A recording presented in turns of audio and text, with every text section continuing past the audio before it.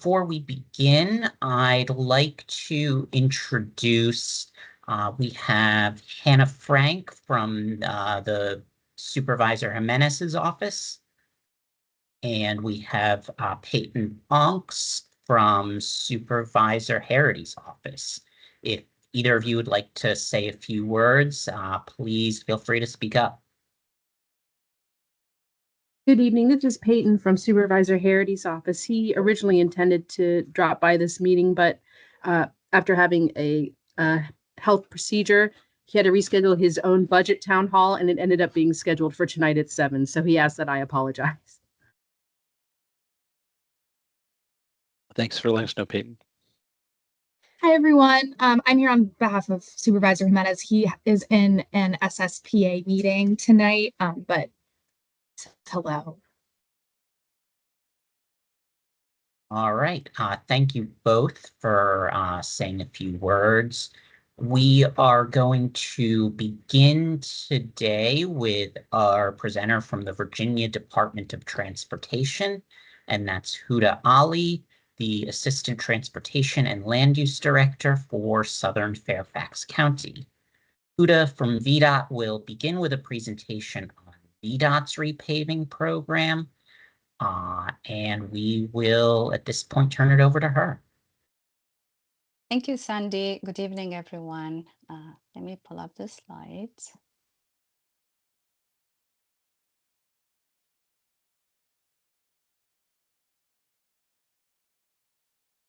Do you all see it? Yes. Yes. Great. So I am gonna present the VDOT repaving program tonight. On the agenda tonight, we'll be covering the topics of the state lane mile inventory and the lane mile inventory for Northern Virginia District, the planning and construction phases of the paving schedule.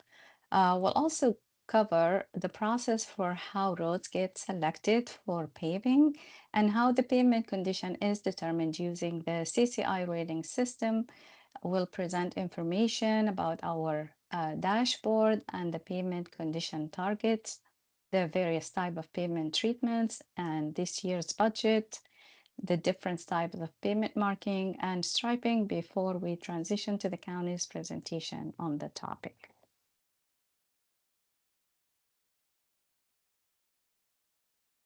As you can see here, Nova District has over 14,000 lane miles. To put that in perspective, it's equivalent to going to the West Coast and back 2.5 times. The actual number is higher as this does not include mileage for ramps and many of the recently accepted roads.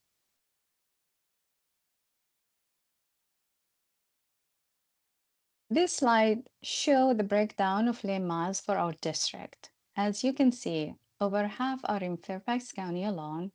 The other half is almost a 50-50 split in Prince William and Loudoun counties, with only 2% in Arlington County, where VDOT only maintains interstate and primary roads, and the county maintains their own secondary roads.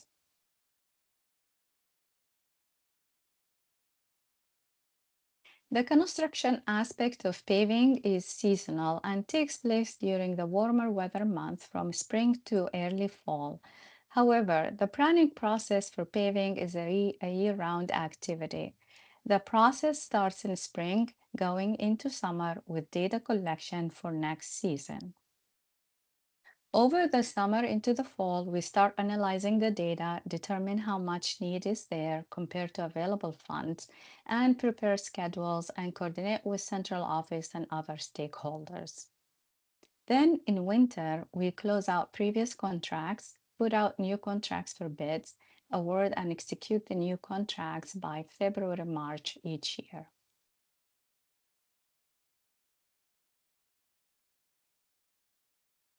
This is a question we get quite often. VDOT identifies which roads are selected for paving by using a rating system called the Critical Condition Index, CCI, which ranges from 0 for very poor to 100 for excellent condition.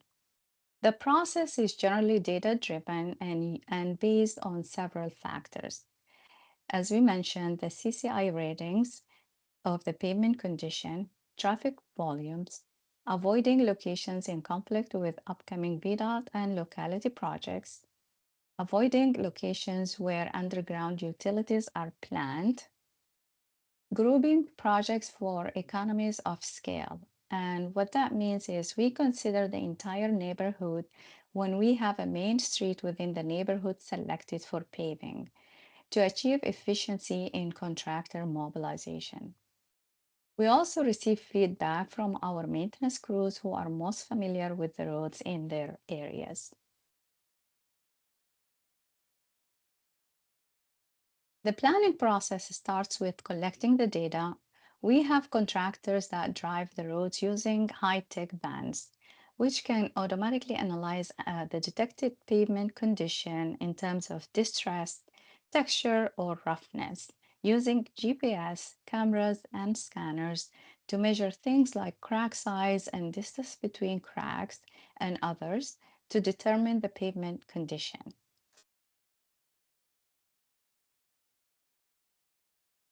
The frequency of data collection depends on the type of roadway. Data is collected annually for interstate primaries and high volume secondaries, with average annual daily traffic higher than 3,500 vehicles per day. For low volume secondary roads below the 3,500 vehicle per day and those with the route number of 600 or higher, and make the majority of the lane miles inventory, including residential streets. For those, we do 20% every year, with the goal to cover the full lane mile inventory every 5 years.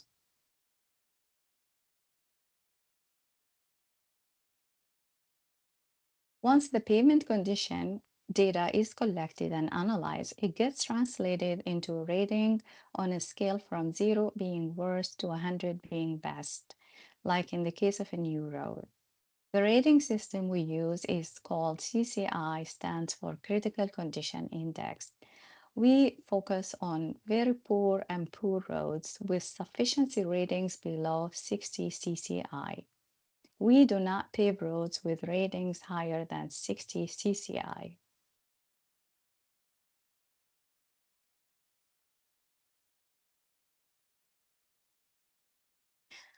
Pavement condition targets are decided based on the type of roads. The 2024 set targets for this year are shown in green in the square at the bottom. For interstate, high volume primaries and high volume secondaries, our goal is to have 82% of the network at 60 CCI rating or above. For low volume primary, we have a target of 75%. For low volume secondary roads, the target is 60%. This data is also used to inform budget allocation decisions.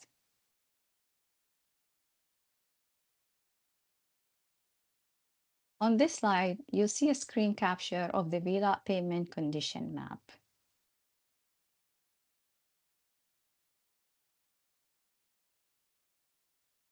In general, there are two types of pavement treatments. Preventive maintenance treatment, where we try to extend the life of a pavement by applying a slurry seal. We also do limited patching and crack seal. Candidate roads are typically not in poor condition and have CCI ratings of 60 or above. In regard to corrective maintenance, we do mill and overlay 2-inch most commonly, and up to 4-inch depending on the road condition. This treatment is the most common and targets roads in poor condition. In rare occasions, we may have to replace the pavement to full depth and rebuild the road. Roads targeted with these treatments are typically very old and were built to old standards.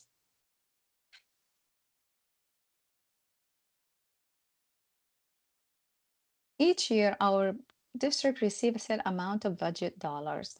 The emphasis for this year's are, as you can see from the bottom row highlighted in red, the budget this year is lower than last year.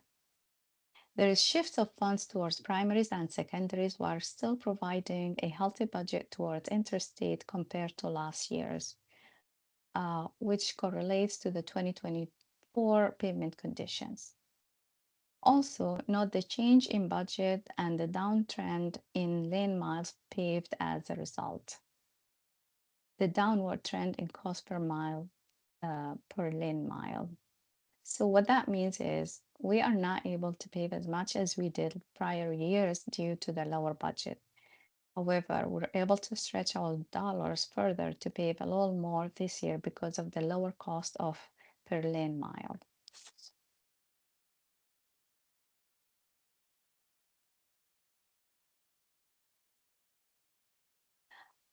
Our VDOT infrastructure and maintenance teams have determined that about 43% of our low volume secondary roads have combined critical condition index ratings in the 40s and 30s, indicating very poor condition and are due for repaving. At current funding level, we pave around 6% of the road network each year. Nova District continues to work diligently to catch up on paving roads across Northern Virginia.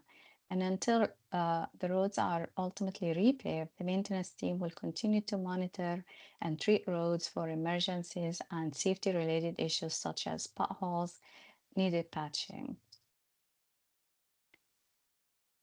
We wanted to note this online resources that is available to the public where they can access and learn if their road is getting paved this year and track progress as well.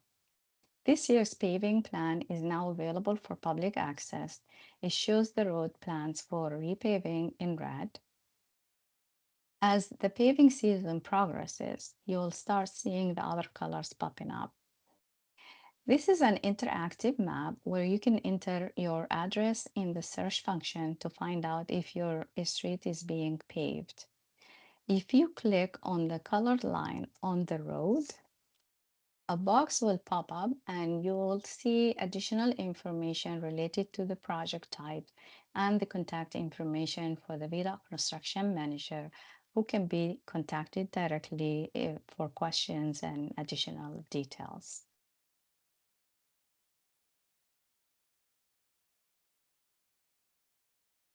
VDOT restripe most commonly to replace in kind, as in put back what was existing before we mill and repave the road.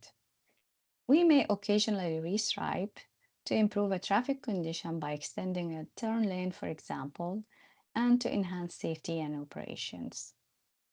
We also take the repaving opportunity to collaborate with the county to implement new marking patterns if existing lane width allow, to enhance on-road bike routes, and to add new crosswalk where feasible to improve pedestrian safety.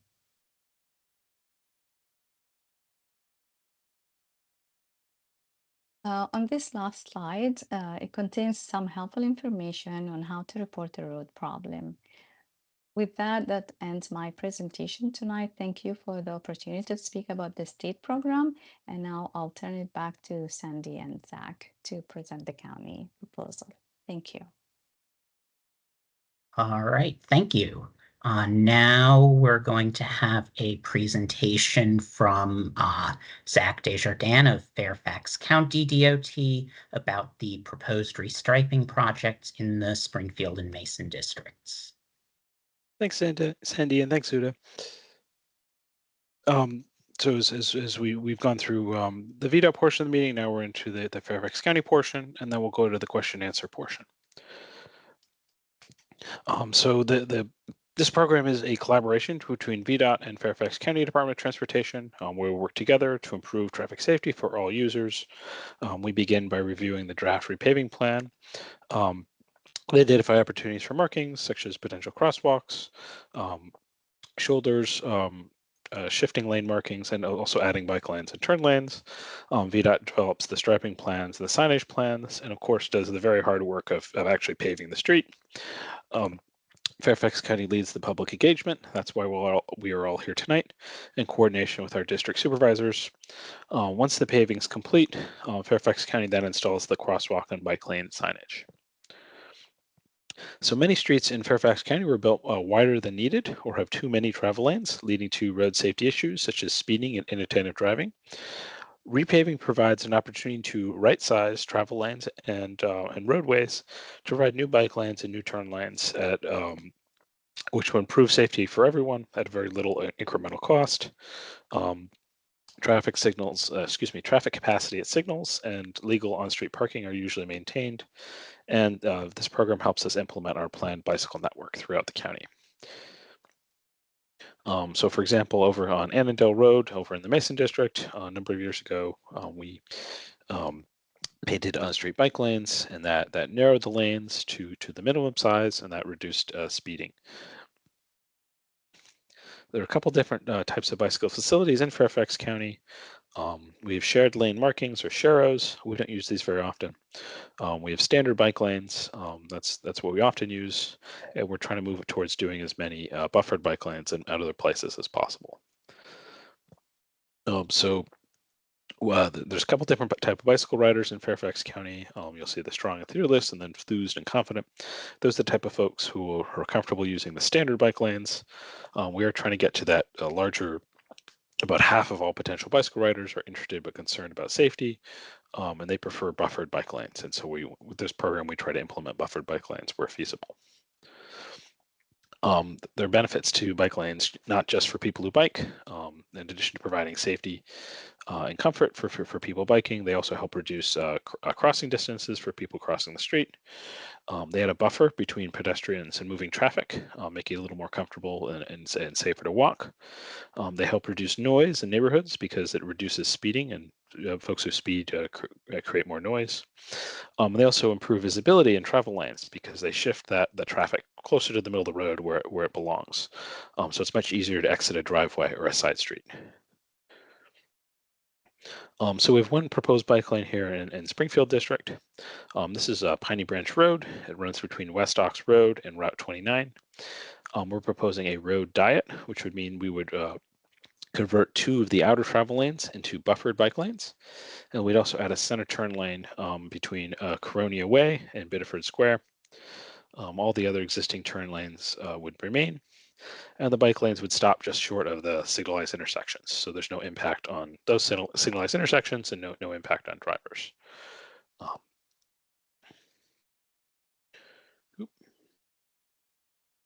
And so a couple of important improvements for people who drive that road diets provide.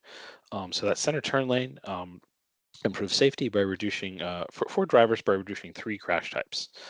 So one of these is the rear end crash type. So it allows people driving to move over into that new center turn lane to provide a safe space to wait for a gap in traffic. It reduces angle crashes, so turning across one lane. So drivers only have to turn across one lane instead of 2.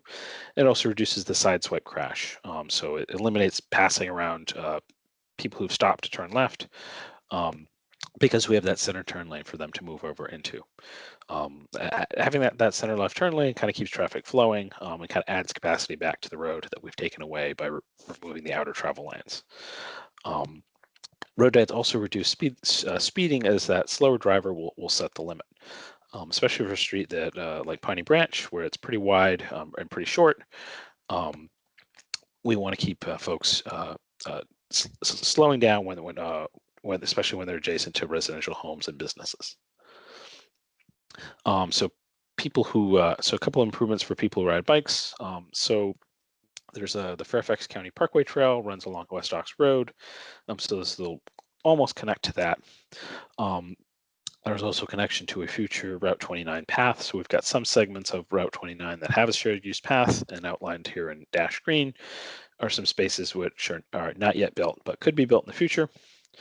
And then it'll reduce traffic stress for people riding bicycles and encourage people to all ages and abilities to ride by providing a buffered bike lane between these facilities.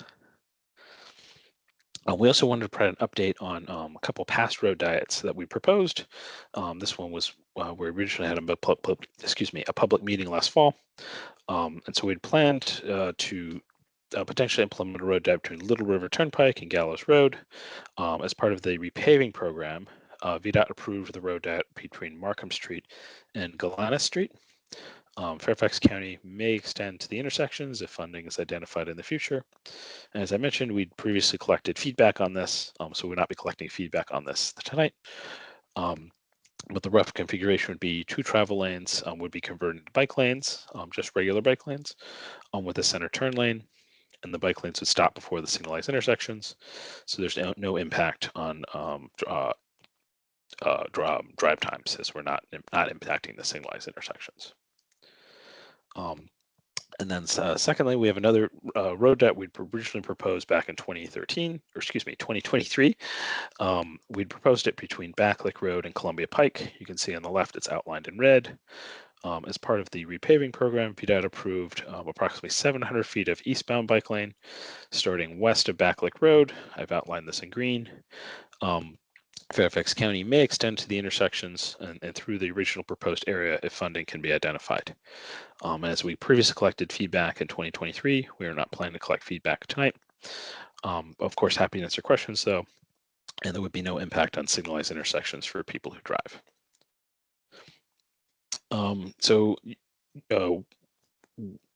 We do look for potential crosswalk enhancements. However, we don't have any proposed crosswalks in Mason District or Springfield District this year. For if you have any paving related comments, as Huda outlined, so drainage issues, missing signage, signal repair, walkway repair, or site distance issues, as the spring has arrived and vegetation is growing, please submit them to the MyVDOT portal. You can also follow the link on the portal or call 1-800-4ROAD. And again, as I mentioned, we'll not be collecting feedback on Annandale Road and John Muir Drive as it was previously collected. And then we have a project webpage where you can view this project and others that we proposed. And then we're going to move it over to questions. Sandy, do you want to take it away? All right. Yes, thank you. We will now take questions from and comments from attendees on both presentations. You may either ask your question verbally by raising your hand, which is located at the top of the screen next to the 3 dots. We will then enable your microphone and call on you to ask your question. When your name is called, please unmute yourself and ask your question or provide your comment, and then mute yourself again after you've asked your question. If you are calling in on the phone, please press *5 to raise your hand, and when you're called upon by your phone number, press *6 to unmute. After you're finished, please push *6 to mute yourself. Please be patient as our callers are listening to system instructions through their phone to participate. Just as a reminder, we will not be taking any questions via chat. At this point, if you would like to ask a question or provide a comment, now is a good time to raise your hand. And I'm sorry, Cindy, I forgot to jump in here. We were collecting feedback on the Springfield District potential road diet, publicinput.com/F36607. We're collecting it online. You can also call us in at the phone number listed here. You can also send us send something to us via mail, and those comments are all due, as well as the survey will close by May 9th.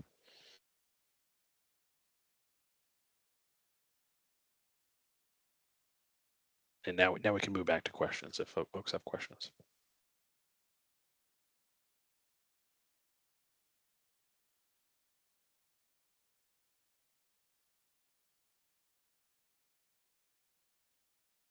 I am not seeing anyone raising their hands. All right, we have Hannah. Go ahead and speak up. I just have one. Well, first of all, that was a great presentation. Really outlined everything well. So thank you all so much for that. Obviously the list of the repaving that's going to be done this year is finalized, but I was just wondering about if another urgent repaving need were to come up. Is there a way that we could expedite that? I'm just thinking there's one exit ramp from Gallows Road onto 495 that is kind of a mess right now. I've driven on it, and then we've gotten a lot of people reaching out. I guess this is a Huda question, but what's the best way that should we let you know directly, or is there any way to get it in last minute in the upcoming round of paving? Well, thank you, Hannah, for that question. So it's generally it's hard to accommodate new requests in the middle of the repaving season because contracts has been awarded, and but if it's that urgent, please go ahead and send it to us, and we will check and see if we can consider it. Okay, fabulous. Thank you so much. Of course. All right, thank you, Hannah. Any other questions?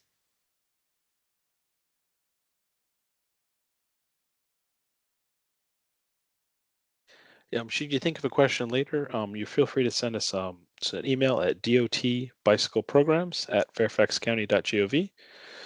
We've got a oh. hand here. Vivian, I'm going to unmute you, and please feel free to unmute yourself and ask your question.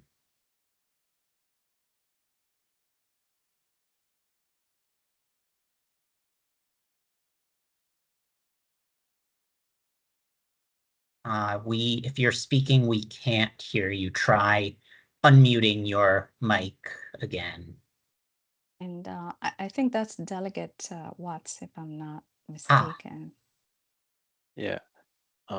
If she's still having trouble, Sandy, you can just make her a presenter. All right. Let's try that. Okay, you should be able to. We've got it. Thank you. There we go. I was just going to wanted to know whether your perspective was on why there was less funding this year than last year. I assume you're talking about the VDOT budget, correct? But you haven't been given any reason why there was less available for maintenance. I've read that some of the flooding in the far southwest has affected the maintenance budget, but I was looking for anything that you might share that you're aware of. Actually, I'm not aware. So typically the paving budget specifically is set by central office every year, and we are just informed of how much we have for this year for our paving program. I don't believe we get to provide any feedback or reasoning for why the budget was cut. It typically fluctuates every year, so sometimes it's a little higher, sometimes it's a little lower. But Thank you. unfortunately, I'm not aware of the specific reasons. Thank you. Of course.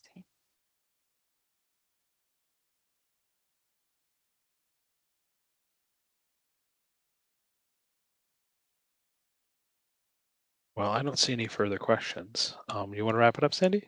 Yeah, sure.